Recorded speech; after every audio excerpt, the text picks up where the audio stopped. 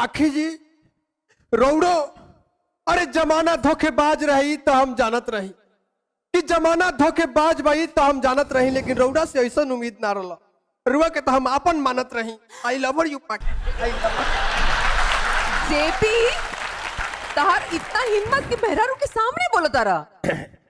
एकरा तनी इंग्लिश कमजोर बा, यही से खींच देहिले। बड़ी इंग्लिश बोलता नहीं रहुआ। जी बिल्कुल। और शायरियो मरा तटे। जी बिल्कुल। इतना लड़ाई झगड़ा होता डिवोर्स का नहीं खुद दे दे। आवो घरवा में तहर थुथुन ना फोड़नी नु तो कहियो तू आ जा। 5 रुपया ना देला से डिवोर्स में ये वकील के फीस का दिया सो। आवो आवो आवो आवो मार के ना कोन को। जी बिल्कुल जाइए जाइए रहुआ। अच्छा भैया, देश में जब लड़ाई के माहौल रहे, पूरा सेना युद्ध करत रहे, भारत पाकिस्तान के युद्ध के समय रहे, तो कोनो नेता आज तक इतिहास में देखे कि कहो कि हम जाए लड़े। पहला ऐसा नेता सब डरात रहूँ सब, खाली फोटो डालत रहूँ सब सोशल मीडिया पे, फेसबुक पे, ट्विटर पे लगावत रहूँ सब, आ केहू जात ना रहुए। तो हम बोलनी मोदी जी की हमू पायलट बानी, हमरो भेज दी जी, ताकि लड़ी हो जाके सेना में। वाह देखिए आ गई हुआ आ गई। देखो कोई दिन से डांडे से उठल बैठल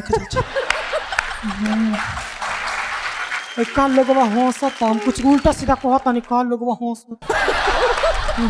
ए बाबू बाबा आज नहीं खेल का हमार बाबा तो कहिए दुनिया छोड़ दिला, तो बैठे के सवाले पैदा नहीं किए। अरे पागल अपना यो बाबा के थोड़े कहता नहीं, अयो ओझा बाबा नहीं बैठे नी। अच्छा ओझा बाबा। हाँ ओझा बाबा का बोल के एगो बड़ियार केस फंस गइल उनकर। कैसे दाहना मार मरले हैं सो, तो बैठे वाला जगह पे उनका ठेस पहुंच गइल बा। उनका बैठास होई ना, अब 3-4 दिन खातिर कहीं अस्पताल में भर्ती बरे। ओझा साहब के लगा गोरनी ना तो देखबो हई लमंगिया दुनु ना एके में हेंगा सट जाता। ओझा साहब कहता नहीं कि घरवे के देन है। ए बाबू हम एकदम तबाह हो गइल बानी ये चीज से। तो फिर कौन है ये बाबा दुकान बड़ा देखी ले बढ़िया। अच्छा का तरह से कही अब तो बतावे लायक बा नहीं बा के ऐसे विपत भगवान देले बने तो बतावो तनी। तो का न रोज है बहरेवारे लेके जाई ले, तो बारिश है भातर काट के बेटी हमारी गाँव में एगो दुगो ऐसा न कहते से अपनी पतोहिया के देख बड़ा बढ़िया गोरहर लौकतिया, लुगवा उघार उघार मुहवा देख लेते सो। हम का जानी कि भातर काटो के बेटे अपन बेटा भातर खाई लो। हमारे पतोही को ऐसा को देला बारिश से माने को देले बड़ी सा। हां हम का करी, हम वही परेशानी में रात दिन हम झोका तो खेत में जब जाती है बिहाने खेते का और ना तो लुगवा उघार उघार मुहवा देखो तरी से। अपना सुंदर पतो। हां हो तो गोरहर के देहिया भी आजकल के जमाना में कुलावत ऐसा ही इजा पिजा खा के देहिया भर चिकन बा देहिया में जांगर बा नाही। एगो हमनी के जमाना रहे तो मड़ुआ के लिट्टी मकई के भात खा के हमनी के कौन कौन काम करत रहनी है जा। मगर आजकल के तो 22 नैहर में दुनिया का पिज्जा चाउमीन खाता रही सोन। का ससुरा में हमनी के भुजना भुजत ऐसा।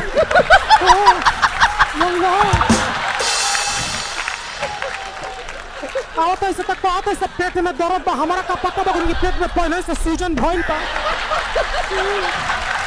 जानलो ए का करबो हम का करी। ए बाबू हम जाई कहाँ जेबू जान दनी भैया, ये हमनी गांव के बाड़ी फुआ बाड़ी, पूरा गांव जवार के कथा कहानी छनले रहेली। हां ए बाबू कैसे ये पूरा झुलनिया गांव के बाड़ी यही से झूल के आवत रहलुआ। का करी ए बाबू तब हम 80 साल के भइनी। हमर सरकार बनाबू तब न सीधा होकबू। हां सरकारवा बनाबू तब न सीधा होकबू। अच्छा तो ये बताओ कि लड़की सा के विदाइया होला, बहुत कहानी जानेली, तो लड़की सा के विदाई होला अब पहले में अभी में क्या अंतर हो गइल बतानी बताओ तो। ए बाबू पहले में अभी के बहुत अंतर बा हो। पहले एगो हमनी के विदाई होत रहल ह तो हमनी के माता बहन बेटी के लिए बड़ा रोवत रहली ह। मगर आजकल के भातर काटी जहाँ गाड़िया पे चढ़त ऐसे तो कहत ऐसे बा मई में चलती है।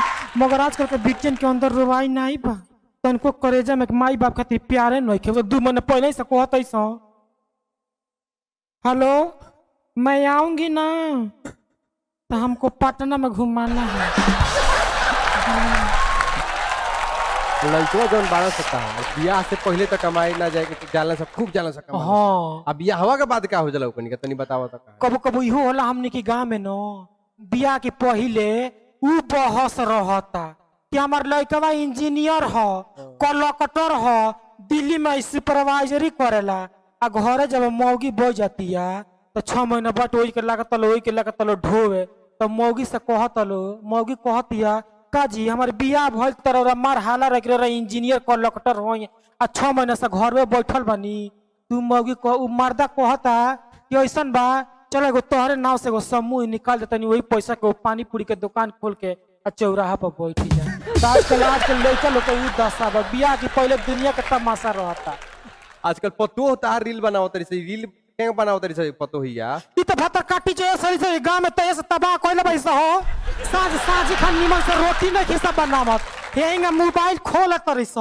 आ रोटी बेलाता हेलो गाइस कानू गाइस कौन भाता रहा है बच्चे रुक नहीं वही में देखो तो ठोट 5-6 गो ले बेटावा जुड़ा रहता सब निमन वही कुछ गाइस कोई के दुका बतियावत ऐसे जान लो हम तो देखिए तो हमारे खून में खोल जाला